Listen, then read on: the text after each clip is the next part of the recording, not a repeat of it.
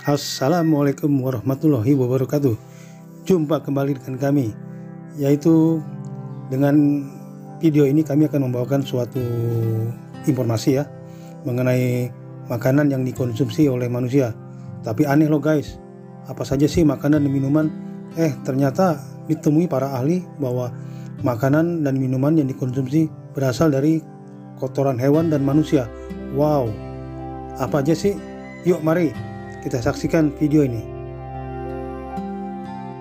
Oke, yang pertama yang sering disebut lak atau kotoran dari shellac, yaitu shellac adalah sejenis serangga yang dibudidayakan di India, Thailand, dan Burma.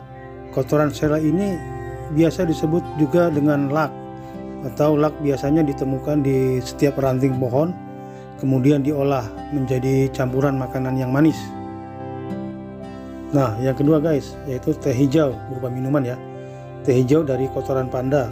Teh hijau ini dibuat di China dari campuran teh hijau dan kotoran panda. Teh satu ini tinggi antioksidannya guys, sehingga bisa dimanfaatkan untuk kesehatan.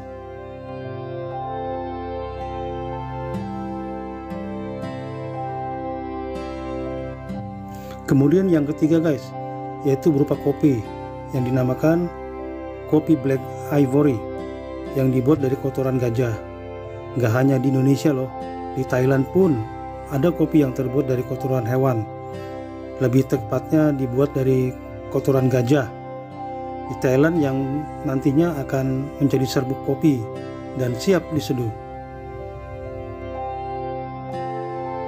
Oke, yang keempat guys, yaitu sosis atau disebut pepperoni dari kotoran bayi loh guys, karena rasa asamnya unik yang terdapat pada sosis, salami, dan pepperoni ini merupakan hasil fermentasi dari bakteri. Namun keberadaan bakteri ini tak membuat daging olahan ini lebih sehat. Berangkat dari pemikiran ini, sejumlah ilmuwan kemudian menciptakan pepperoni yang jauh lebih sehat, yaitu dengan cara menambahkan bakteri dari kotoran manusia, tepatnya kotoran bayi guys. Kemudian bakteri dalam kotoran bayi dinilai memiliki khasiat sehat untuk saluran pencerna dan juga bisa menjadikan pepperoni ini sebagai sosis sesehat yogurt. Yang kelima guys, berupa minuman ya, ternyata dari urin sapi, yaitu salah satu kelompok budaya Hindu yang termuka di India yang mencoba mengembangkan penemuan tersebut. Mereka melakukan riset di Haridwar, kota suci yang terletak di kawasan Sungai Gangga. Hasilnya, sebuah minuman kesehatan alternatif yang berasa seperti minuman ringan. Tak terkecuali urin dan kotoran sapi, masyarakat setempat bahkan telah mengkonsumsi keduanya selama bertahun-tahun. Mereka tidak meminum atau memakannya sekaligus, namun mencampurkannya dalam minuman agar supaya menambah kesehatan. Mereka di beberapa negara bagian India, kotoran dan urin sapi ini bisa ditemukan di toko-toko setempat yang bersanding dengan produk susu dan yogurt. Yang keenam, yaitu berupa stik berasal dari kotoran manusia guys.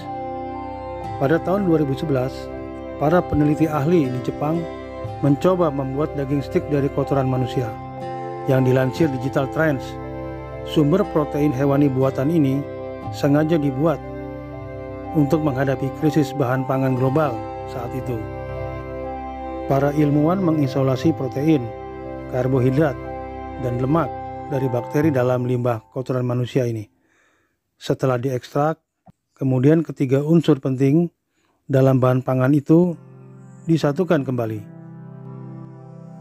Kemudian protein kedelai ditambahkan ke dalam campuran stik untuk meningkatkan rasa. Setelah itu, daging stik dibubuhi pewarna makanan agar terlihat lebih merah.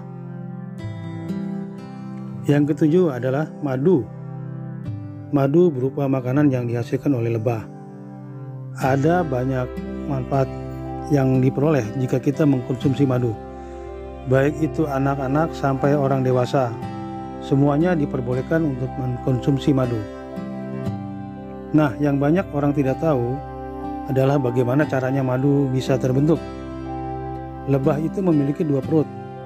Salah satunya digunakan untuk menyimpan nektar yang mereka hisap dari bunga. Biasanya bunga kapuk itu guys. Setelah perutnya penuh, lebah akan kembali ke sarangnya. Kemudian lebah tersebut akan mengeluarkan dan memberikan nektar tersebut pada lebah pekerja dengan cara dimuntahkan ke dalam mulut lebah pekerja. Proses memuntahkan nektar ini akan terus berlangsung sampai nektar benar-benar siap untuk disimpan di sarang madu. Yang kedelapan adalah kopi luwak. Kopi luwak merupakan salah satu kopi termahal di dunia. Begitu juga dengan proses pembuatannya. Kopi ini dibuat dari biji kopi yang sudah keluar dari saluran ekstrak luwak. Prosesnya, luwak hanya memakan buah kopi yang sudah matang.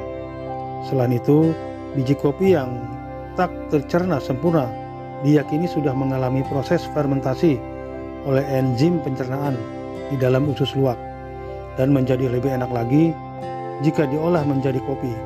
Tak heran jika harga per kilogram kopi luwak bisa mencapai jutaan rupiah. Yang kesembilan adalah keju dari kotoran manusia. Untuk mempelajari dampak mikroba terhadap bau keju, ahli biologi Christina Agapkis bekerja dengan odor artis untuk membuat 11 olahan keju menggunakan mikroba manusia.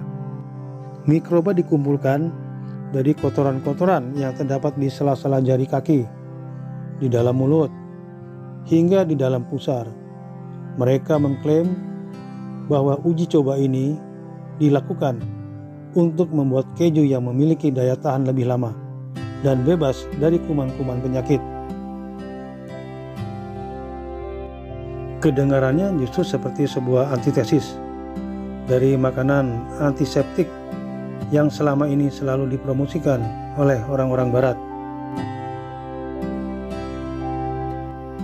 Yang ke-10 berupa minuman guys, yang bernama Kuchikami no Sake. Ya, banyak dari kita mungkin sudah bisa menebak dari mana asal minuman satu ini. Berdasarkan namanya saja, sake adalah minuman memabukkan yang berasal dari Jepang. Kuchikami no Sake ini merupakan sake yang sering disebut dengan nama rice wine atau anggur nasi karena memang dibuat dari bahan dasar nasi yang difermentasi dengan Aspergillus oryzae, semacam fungi yang bisa menghasilkan enzim untuk mengubah sari pati nasi menjadi gula. Tapi ada satu bahan yang digunakan sebelum Aspergillus oryzae ini ditemukan. Bahan tersebut adalah air liur manusia. Cara pembuatan sake tersebut dimulai dengan mengunyah nasi, kastanye atau biji pohon ek untuk memulai fermentasinya.